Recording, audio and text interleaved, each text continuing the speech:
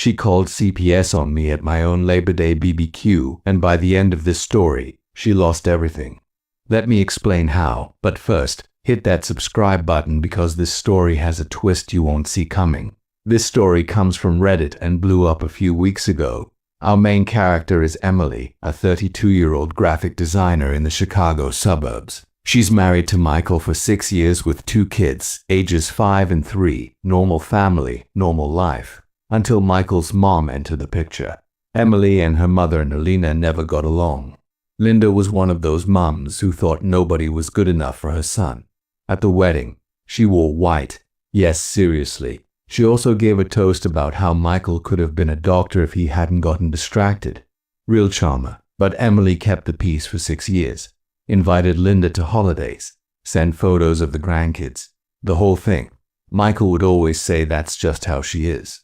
So Labor Day weekend rolls around. Emily and Michael throw a backyard BBQ, burgers, hot dogs, neighbors, co-workers. They did not invite Linda. Why? 2 weeks earlier, Linda showed up unannounced and went off about how Emily was raising the kids. Too messy, too much TV, too much processed food. Michael finally told his mom to back off. The BBQ starts around 2 p.m. Beautiful weather. Kids are playing. Everyone's having fun. Then at 4 p.m., a silver Honda Civic pulls up. Emily looks up from the grill and her stomach drops. It's Linda.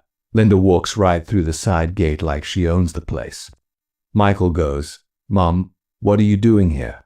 Linda doesn't even look at him. She walks up to Emily and says, loud enough for everyone to hear, "I knew you wouldn't invite me to my grandchildren's holiday, so I came anyway." But it gets worse. Emily tries to be polite. "Linda, this isn't a good time." Linda's response.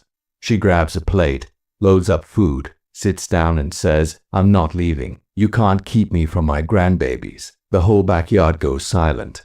Michael finally says, "Mom, you need to leave now." And this is where Linda loses it. She stands up screaming, calling Emily controlling, saying Emily's an unfit parent. The kids start crying. Linda picks up her plate and throws it on the ground. Potato salad everywhere. Michael grabs his mom's arm. "Leave now or I'm calling the police."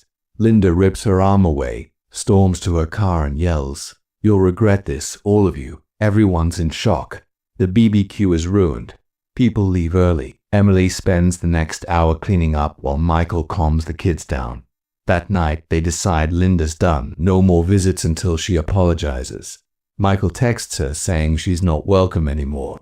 2 days later, Wednesday morning, Emily's working from home. Doorbell rings at 10 a.m. She opens the door. To people with badges. See, Emily's heart stops. The woman says, "We received a report of child neglect at this address. We need to see the children."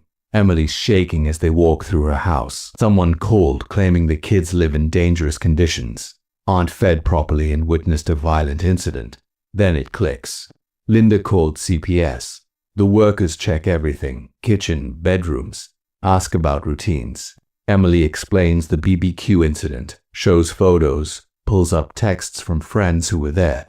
They take notes and say they need to interview the kids at daycare. Michael rushes home from work. They both watch as strangers question their 5-year-old. It's humiliating. But here's where things turn. The lead investigator, Robert, is thorough.